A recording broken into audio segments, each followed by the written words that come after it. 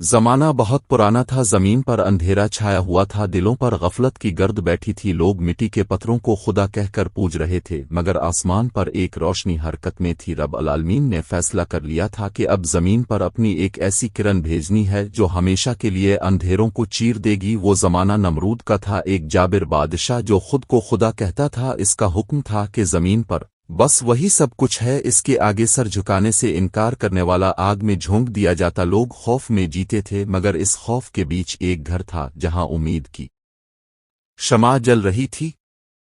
आज़र नाम का शख्स नमरूद के दरबार में बुत बनाता था, मगर उसकी बीवी के दिल में अजीब सा सुकून और यकीन था। वो अक्सर आसमान की तरफ देखती और महसूस करती कि कुछ होने वाला है। एक रात सितारे पहले से ज्यादा रोशन थे। फिजा में एक अनोखी खामोशी थी, जैसे फरिश्ते उतरने को हों। और फिर वो लम्हा आया जब एक नूरानी बच्चे ने इस दुनिया में आंख खोली। कमरा रोशन हो गया। माँ ने देखा तो हैरान रह गईं।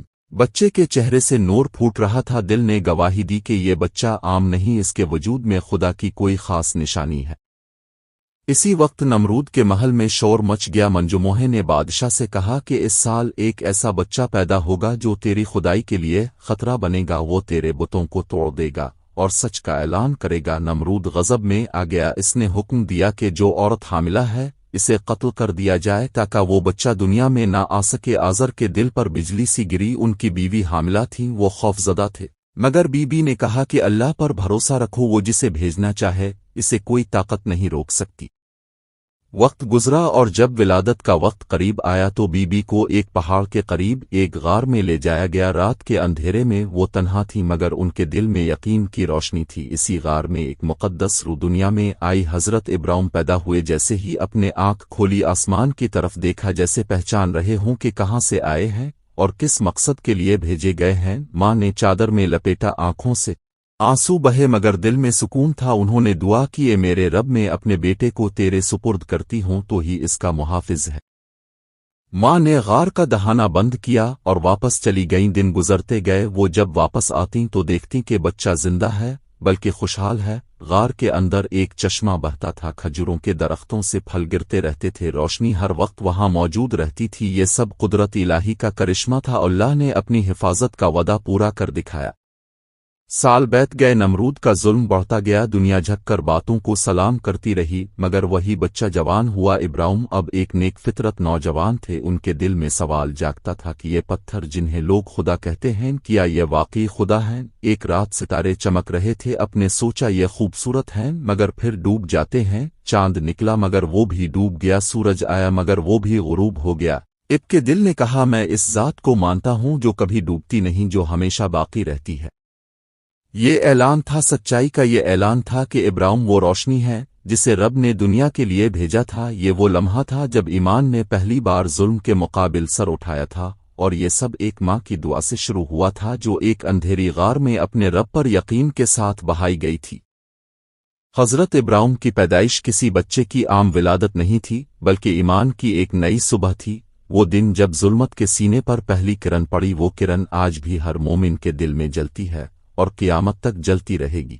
वक्त गुजरता गया। इब्राहिम के अंदर सच की तलाश बढ़ती गई। वो बचपन से ही सवाल करते कि ये बुत कैसे खुदा हो सकते हैं, जो ना बोल सकते हैं, ना सुन सकते हैं, ना खुद को किसी नुकसान से बचा सकते हैं। उनके दिल में रोशनी थी जो उनके ज़मीर को बार बार झंझोड़ती थी। बाबुल के लोग हैरान होते कि ये लड़का क्यों इतने सवाल करता है, मगर वो बच्चा दरअसल एक नबी बनने वाला था, जिसे अल्लाह ने अपनी वहदानियत का परचम बुलंद करने के लिए चुना था। एक दिन इब्ने देखा कि एक बूढ़ा शख्स अपने हाथ से एक बात बना रहा है, इसे पालिश कर रहा है। फिर शाम को इसी बात के सामने झक गया। इब्राहिम ने हैरत से कहा, मेरे चचा, ये कैसा खुदा है जो खुद तेरे हाथों से बना और अब तो उसके सामने झक रहा है? आज़र ने गुस्से से कहा, इब्राहिम खामोश रहो, ये हमारे बाप दादा का दीन है, तुम इसे न छेड़ो। मगर इब्राहिम के दिल में वो बात उतर चुकी थी। उन्होंने जान लिया था कि सच यही है कि खुदा एक है और वही सबका खालिक है। वक्त गुजरा। इब्राहिम जवान हो गए, मगर बाबुल के बाद परस्तों के दिलों पर जहालत का पर्दा पहले से ज्यादा गहरा था। वो दिन रात पत्थरों के आगे झुकने को इबादत समझते थे। नमरूद अपने तख्त पर बैठकर ऐलान करता कि मैं ही जिंदगियां देता हूं, मैं ही मौत देता हूं। एक दिन इब्राहिम दरबार में पहुंचे और कहा, मेरा रब वो है जो जिंदगी देता है और मौत देता है। नमरूद हंस पड़ा, बोला, मैं भी देता हूं। اور لیتا ہوں اس نے اپنے محافظوں کو کہا ایک قیدی کو قتل کر دو اور ایک کو چھوڑ دو، دیکھو میں نے بھی زندگی دی اور موت دی۔ ابراہیم نے کہا میرا رب وہ ہے جو سورج کو مشرق سے نکالتا ہے، تو اگر خدا ہے تو اسے مغرب سے نکال۔ نمرود کے چہرے کا رنگ اڑ گیا اور دربار میں خاموشی چھا گئی۔ ابراہیم کی دعوت ہر طرف پھیلنے لگی، لوگ حیران تھے کہ ایک نوجوان اتنے یقین سے کہتا ہے کہ صرف ایک ہی خدا ہے، مگر نمرود کے درباری اس کے خلاف سازشیں کرنے لگے۔ وہ چاہتے تھے کہ اسے خاموش کر دیا جائے، مگر اللہ کا فیصلہ کچھ اور تھا۔ ایک دن بابل کے لوگ اپنے بتوں کی عبادت کے لیے مندر گئے، ابراہیم اکیلے رہ گئے۔ وہ مندر میں داخل ہوئے اور کہا تم کیوں نہیں بولتے، تم اپنے آپ کو کیوں نہیں بچاتے؟ پھر اپنے ایک بڑی کلہاڑی اٹھائی اور سب بت توڑ ڈالے سوائے سب سے بڑے بات کہ اس کے کندھے پر کلہاڑی لٹکا دی۔ جب لوگ واپس آئے تو دیکھ کر چیخ اٹھے کس نے ہمارے خدا توڑ ڈالے؟ ابراہیم نے کہا یہ جو بڑا بات ہے شاید اس نے باقیوں کو توڑ دیا ہو، اگر یہ بول سکتا ہے تو اس سے پوچھ لو۔ لوگ شرمندہ ہوئے مگر پھر ان کے اندر کی ضد جاگ اٹھی، انہوں نے کہا اسے آگ میں ڈالو تاکہ یہ پھر سچ کا نام نہ لے۔